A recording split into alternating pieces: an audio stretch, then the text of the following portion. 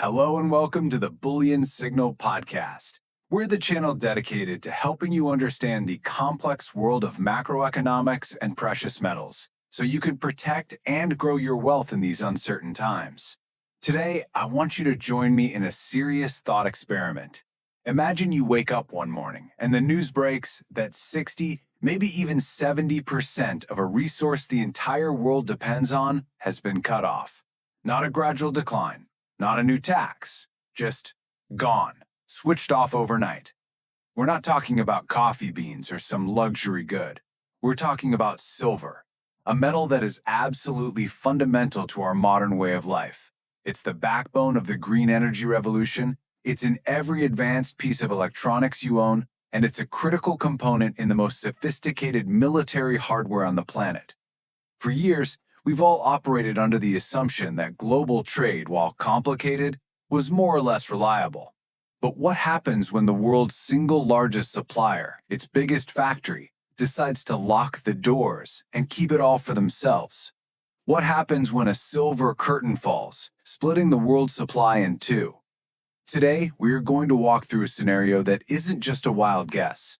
It's a possibility that, according to a growing pile of evidence, might be far closer than any of us are comfortable with.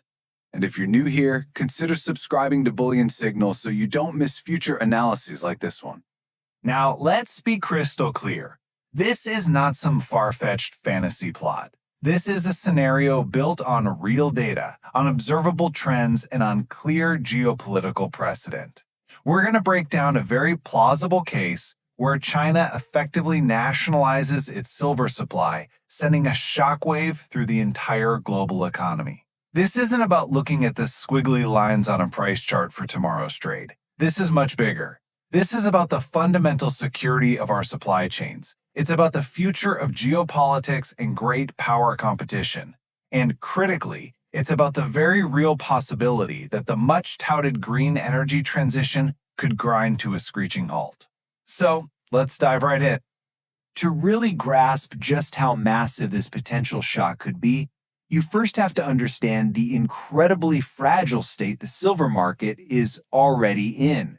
Right now, today, for the last 5 years straight, the world has consumed more silver than all the mines on Earth have been able to produce. We are in a deep, persistent, structural supply deficit. Think of it like a family that consistently spends more money than it earns. For a little while, you can get by. You can dip into your savings account, but we all know how that story ends. Eventually, that account runs dry. For the silver market, the world's savings account has been the massive above-ground stockpiles held in vaults and on exchanges like the COMEX and the LBMA. For years, these stockpiles have been drawn down to fill the gap between supply and demand. But those savings are now hitting dangerously low levels. And the spending? The industrial demand? It's not just continuing, it's accelerating. The stage is perfectly set for a crisis. It's a powder keg waiting for a spark. And that spark may have a specific... According to the analysis we're breaking down today, that spark, that catalyst, has a name and it has a date. The scenario posits that China's Ministry of Commerce issues a new directive. And with the stroke of a pen, silver is reclassified. It gets moved into the same legal category as things like missile guidance systems, advanced nuclear materials, and military-grade technology. These are items subject to China's strictest dual-use export control laws. And the effective date for this change, according to the source, January 1st, 2026. A single administrative decision on a single day could fundamentally and permanently alter the flow of silver around the entire planet. Instantly. Now here's the really clever part. The genius of the move, if you want to call it that, the word ban would probably never be used officially. That's too aggressive. It would cause immediate problems at the World Trade Organization. No, instead, the mechanism would be a new, incredibly strict licensing system. This is what's known as a de facto ban. Think of it like this. There's a nightclub with a big sign out front that says everyone is welcome. But when you get to the door, there's a bouncer with a guest list and your name just happens to never be on it. That's what this is. China can stand on the world stage and claim its market is still open, that it's following the rules. But behind the scenes, they ensure that not a single gram of this newly defined strategic resource leaves their borders without explicit state approval. And let's be honest, that approval will almost certainly never come for exports. It's a masterclass in geopolitical chess. It gives them plausible deniability while achieving total, absolute control. So this brings us to the most important question of all. Why? Why would China do this? Is it just a purely aggressive move and active economic warfare? Well, not exactly. The argument from the source is that first and foremost, this is an act of sheer, unavoidable necessity. China isn't just trying to corner a market for the sake of power. It's desperately trying to feed a runaway, insatiable domestic appetite for a resource that it simply cannot afford to share any longer. The data coming from inside their own country tells a very clear story of an impending internal crisis. And here is the hard evidence. Just look at this chart. This shows the registered silver inventory sitting in the vaults of the Shanghai Futures Exchange. In the beginning of 2021, those vaults held over 3,000 metric tons of silver. Fast forward to late 2025, and that number has collapsed to less than 450 tons. That's an 85% free fall in their visible registered stockpiles in less than 5 years. Let me be clear. This is not a normal market fluctuation. This is a 5-alarm fire. It's a hemorrhage. This is the physical proof of a nation draining its strategic reserves at a rate that is completely unsustainable. The vaults are being emptied, and you can be absolutely certain that Beijing is watching this with alarm. And this chart here, this explains exactly why those vaults are emptying out so fast. It's a picture of a massive structural imbalance. On the left, you see China's total annual silver mining output. Everything they can dig out of the ground in a year. It's about 3,600 tons. Now look at the bar on the right. That represents the silver demand from just one of its industries, solar panel manufacturing. That single industry is now projected to consume over 7,000 tons of silver per year. Think about that. They need double the amount of silver for just their solar panels than their entire country can produce from all its mines. This isn't just a deficit, folks. This is a black hole. And a situation like that forces a country to make a very hard choice. And this is why it's not just China's problem. It's a global problem. Because China manufactures 80% of the world's solar panels. The entire planet's green energy transition, all those ambitious climate goals in Europe and North America, they all run straight through Chinese factories. And those factories are absolutely ravenous for silver. So to meet its own massive climate goals, and, more importantly, to completely dominate the green technology industries of this century, China has to make a choice. And it looks like they've decided they need every single ounce they can get their hands on. Exporting it is no longer an option.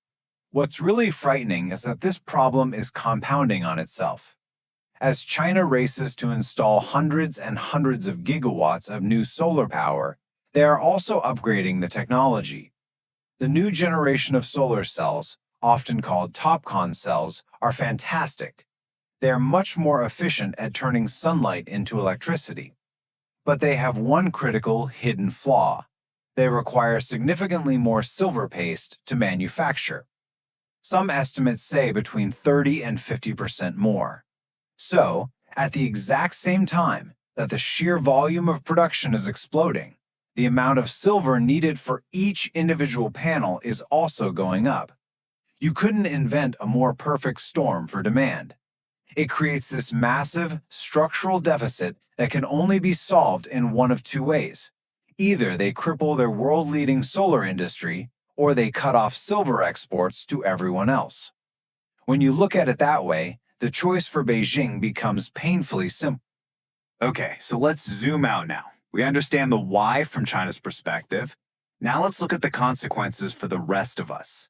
If China effectively builds a wall around its silver supply, the ripple effects won't just be minor. They will be felt in every single corner of the global economy. This isn't like a mine strike in Peru or a temporary shipping problem.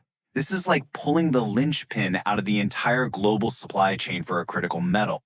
And this slide right here shows you the devastating scale of the problem. You see, China doesn't just mine silver. This is the key point that many people miss. They refine it. Raw ore and unrefined metal from all over the world, from Mexico, from Peru, from Australia, from Africa, it all gets put on a boat and shipped to China for purification. It's estimated that between 60 and 70% of the world's refined, investment-grade, and industrial-grade silver comes out of a Chinese refinery. So when they impose these export controls, they aren't just holding back the silver they mine themselves. They are effectively holding the world's silver hostage. The pipeline of raw material going in remains open, but the pipeline of finished product going out is about to be sealed shut. And please remember what we said at the beginning. This unprecedented supply shock isn't happening in a healthy, well-supplied market. It's happening to a market that is already on life support, a market that has been running a supply deficit for 5 years in a row. Demand has been consistently, year after year, outpacing new production. So the removal of 60 to 70% of refined supply doesn't just make the deficit a little worse, it creates a chasm, a supply gap so vast that it may be physically impossible for the rest of the world to fill.